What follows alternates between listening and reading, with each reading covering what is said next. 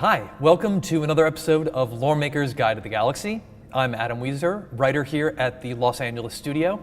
And if you've never watched this show before, it's a chance for a member of the lore team to sit down and give you a tour of one of the many systems you'll be seeing in the Star Citizen universe. Today, I'll be taking you to a system that you probably shouldn't visit in the game. It's a Van Duel system.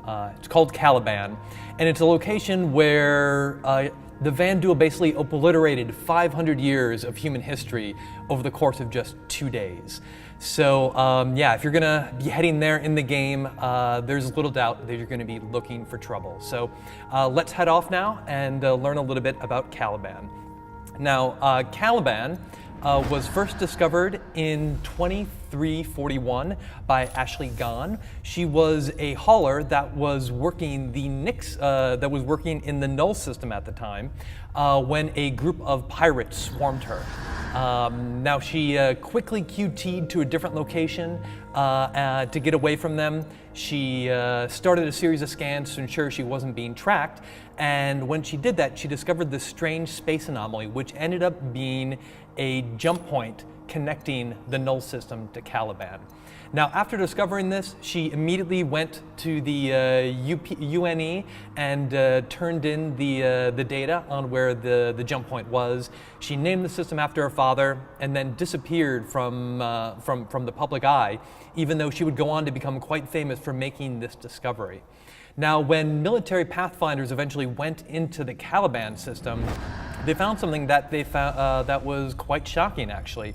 They discovered out here on Caliban 4F, which is a moon of a gas giant out here, they discovered a human shack that had been there for a while, and there were crates of ore and different valuable materials that were in the shack at the time.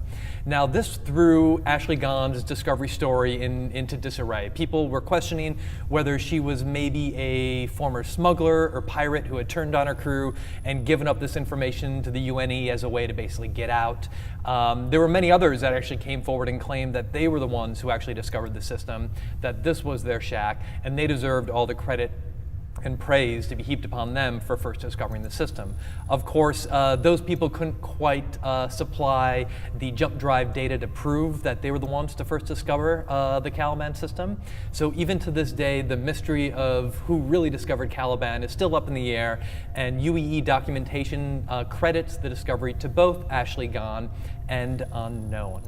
Now, there were plenty of reasons why why humanity really liked the Caliban system, and the first begins with the star at its center. The star at the heart of Caliban is a Type G main sequence star, which is very similar to the same kind of spectral class as the star at the center of the Sol system. So it's like our sun. We were very familiar with it. We knew what to expect from it. And as you can see here, as we back out, there are even 2 planets in the system's green band, which was another reason why we were very interested in the system. Third, the system was just chocked full of resources, starting right here with Caliban 1. Now, this was a rocky planet that we basically ripped all the resources from in an effort to build up Caliban 2, which is known better as Cryon. Now, Cryon has the capital of Borio, which today is basically slowly being devoured by giant Van Duel harvesters that are ripping up whatever is left in the dirt and the ash of this destroyed city. But at the time of human occupation, Boro was kind of the cosmopolitan heart of what was essentially this frontier planet and this entire frontier system, the very edge of human expansion at that time. Now, it was that dichotomy of mixing both the culture and the frontier style that I think really attracted people to the Caliban system and brought them out there in droves. It wasn't long after its founding that Caliban and Borio, had populations well in the millions, and that just kept expanding.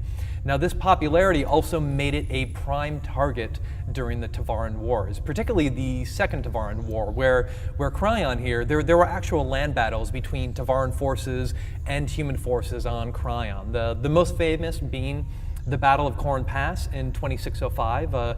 This was an event where basically 3 Nova tanks held off an entire Tavaran strike team for close to 16 hours until reinforcements could arrive and help them win the battle. Now, following the Second Tavaran War, the planet was in disrepair and kind of looking to put itself back together when another tragic event happened. This one on February 18th, 2617. And as we back out here, I'll show you exactly what it was. And on that date, in 2617, the jump point that Ashley Gahn had discovered between the Null system and Caliban collapsed. It just disappeared. Now this freaked people out, but luckily there were plenty of other jump points. This jump point here to Oberon was in existence, so humanity was able to get people and resources out of the system. It wasn't completely closed off from the rest of humanity. But the fact that Caliban did have unstable jump point connections freaked people out. Many people left the system. Some who had probably left the system during the Second Tavaran War just never came back after that time, which, to be quite honest, was probably for the better, because only decades later, starting in 2681, Vanduul raiding parties started to hit the system.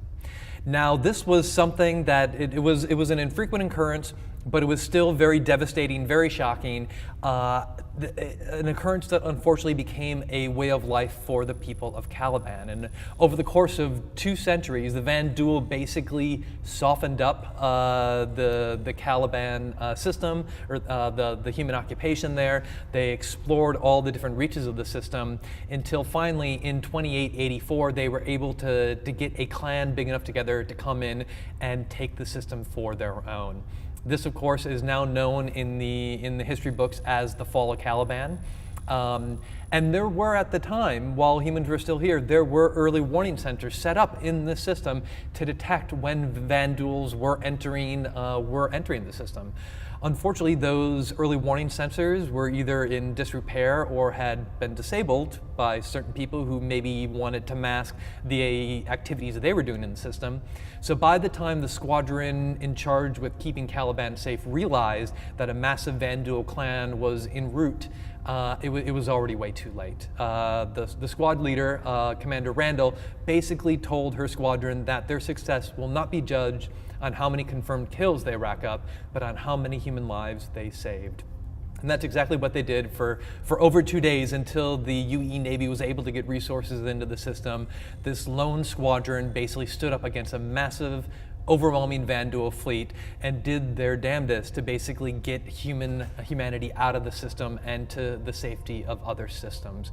Now, the losses have never been officially reported by the Navy, but they were obviously devastating. So much so that the Navy retired the squadron immediately after the battle in honor of the heroic sacrifice that they gave for humanity in the system. And to this day, that squadron is known in the annals of military history as the Lost Squad. Now, again, when the fall of Caliban occurred in 2884, it was basically the end of human history in this system. It's been under Vanduul control ever since then, but there's still a few other things in the system that are worth checking out and telling you guys about. Past Caliban 2, we have Caliban 3, which is right out here. Now, this is a desert planet that we were actually in the process of terraforming to make human habitable when the Vanduul attack happened. The giant terraforming machines that were there kind of helping change the atmosphere fell into disrepair and came crashing back down into the planet, so it reverted back to its natural state where it currently remains. If we back out a little bit, you will see a step too far. But just past Caliban 3, you will see a Caliban Belt Alpha. This asteroid belt is just jam-packed full of resources that we spent plenty of time over the 500 years pulling out. There is still a lot there, and we're pretty certain that the Vanduul are pulling out their fair share of resources from this asteroid belt right now. Just past that, we have Caliban 4, which is a gas giant. that is, you see it's kind of greenish gray in color right here.